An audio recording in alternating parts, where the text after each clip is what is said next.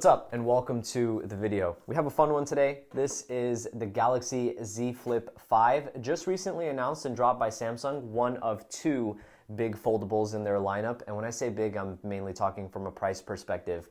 And at first glance of the Z Flip 5, you wouldn't think that there was much different. But Samsung actually made some really solid updates to this phone, and that is what we are going to get into. So let's do this. So over the past few years, foldable devices have obviously become more popular. Now I say that in terms of the amount of companies that you see offering foldable devices. I still, to be honest with you, when I'm out and about, I still don't see too many people rocking foldable devices. I still think they're pretty rare to see in the hands of consumers.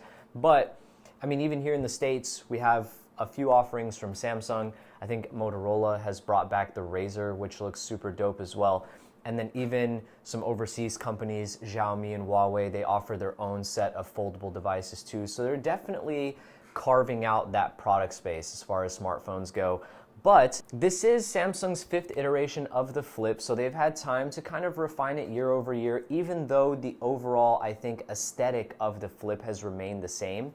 There are some nice changes between last year's Flip 4 though and this year's Flip 5. With the first aspect being the hinge. Now this is obviously not something that you can see, right? But Samsung has done some work. They've removed some of the moving parts in the hinge, which I think is a great thing. And I think the biggest benefit that you'll notice right away as you're using the phone is that it now closes completely shut. So previous models of the Flip and the Fold, whenever you close them, there was always a slight gap between hinge and display.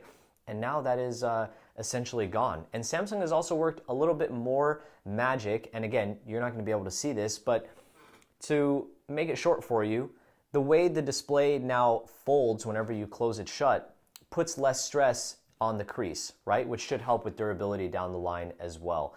And as far as things like dust go, I would still be pretty careful. This phone comes with an IPX8 rating, which means it's rated for splashes, but it's still not officially rated for any type of dust. So if you're going to be in dusty environments, be careful. It's great that it closes completely shut. It should help with getting less dust into the crease, but there's still no official rating there, so that's something to keep in mind. And another welcome change is a much larger cover display on the front of the phone, which the front cover display is kind of the signature design element of the Flip, right? And at first, whenever Samsung announced that they made a larger one, I didn't think too much of it. Like, I didn't think it was going to impact how I actually use the phone. But in practice, it definitely does. So the new cover interface, it looks really nice. You have room for 11 different windows. And honestly, I think of them more so as like miniature versions of applications. And like, I'll walk you through how I have mine set up. So start at the home screen, right? You start scrolling and it's like, I have my calendar there with scrollable elements. I have a full-blown weather application that refreshes when I open it with scrollable elements. I have like a stopwatch, a timer. I have like a section for my Galaxy Buds 2 Pro information, like my wireless headphones information. And my favorite aspect of it, and this is really how it impacted how I was using the phone, is the notification tray on the far left-hand side of the cover display interface. And this is great because whenever you unlock the device, you can just swipe left to see any notifications that you haven't checked yet. And that'll kind of give you an idea of whether or not you want to open the device and interact with any of those notifications, or if you're good and you can just get back to your day, which I think is really great, right? So I love the fact that Samsung upped the size of the cover display. It definitely does, as long as you give it a chance, it definitely does change how you'll use the device. And whenever you flip it open to the main display, no pun intended there, not much has really changed here, right? We do have a higher brightness, like max brightness as far as the display goes, but it's still the signature like Flip display, right? It's thin, it's tall, it's got kind of that like chocolate bar looking aspect ratio. And as far as the crease in the middle of the display goes, it's still noticeable. If you're looking at the device head on, I think the crease is obviously it's still doable, right? Like you can use it, but as you're moving your finger up and down the display, you're gonna feel it. If you hold the device at like off angles, you're definitely gonna see it. It would have been really cool to see them kind of minimize the crease, especially now that they've reworked some of the hinge, but I don't think we're quite there yet. But again, it's not something that's a deal breaker for the phone. And another major change is going to be internally, and I'm mainly talking processor, right? So the Z Flip 5 comes with the Snapdragon 8 Gen 2 for Galaxy, which is the custom, slightly overclocked version made specifically for Samsung phones. So performance on this phone has been fantastic. The 8 Gen 2 is paired to 8 gigs of RAM with the option of adding an additional 8 gigs of virtual RAM using your on-device storage. And speaking of storage, you have an option of 256 gigs or 512, which I'm actually really happy to see because last year on the Flip 4, Samsung offered a 128 gigabyte option. They've essentially eliminated the smallest storage option and it now starts at 256. So you'll love to see that. And as far as battery goes, it's unchanged.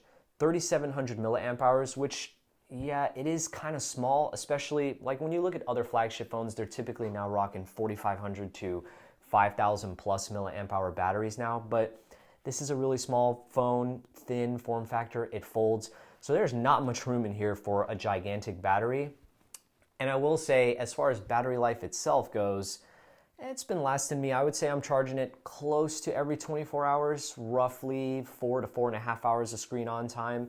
But I am running maximum display refresh rate, oftentimes running maximum brightness, always on display. So there are some tweaks you can make in the settings if you wanted to prolong the battery life. And as far as performance and the software experience goes, performance, fantastic, flagship level. The software experience is the same One UI 5 that I have on my S23 Ultra that I still use from time to time, so I'm super comfortable with it. It is, your Samsung One UI experience, and Samsung's offering 5 years of security updates for the Flip 5, so you'll love to see that type of support. And I just wanted to mention, as far as cameras go, there's nothing really new here, but cameras are always worth talking about on a smartphone. You're looking at two 12 megapixel sensors, one wide, one ultra wide. And I mean, it's not going to be a flagship tier camera system. It's not going to be the absolute best that Samsung has to offer because I mean, with a device like this, you're not buying it to get the absolute best camera experience. If you want the absolute best camera experience, get something from the 23 flagship line. The Plus, the Ultra, those are going to do you a lot better if you are just looking for an amazing camera experience, right? Now, I'm not going to say that the camera experience is bad on this phone because we really haven't had a bad camera experience on any major phone company for years now. The pictures here are actually really, really solid. And of course, they're your standard Samsung image processing, right? They're vibrant, colors are really saturated, they're beautiful photos to look at. But it's just worth mentioning, right? Like you're not buying this phone to get a top tier flagship level camera system, but just like the battery life, it is absolutely doable to just, to get the job done and take some decent photos.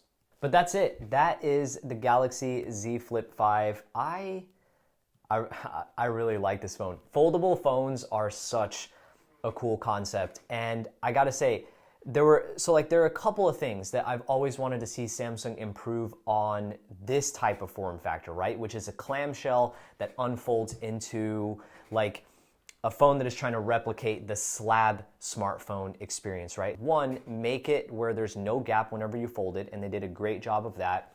And two, they still haven't done, I'm hoping to see them do on future versions.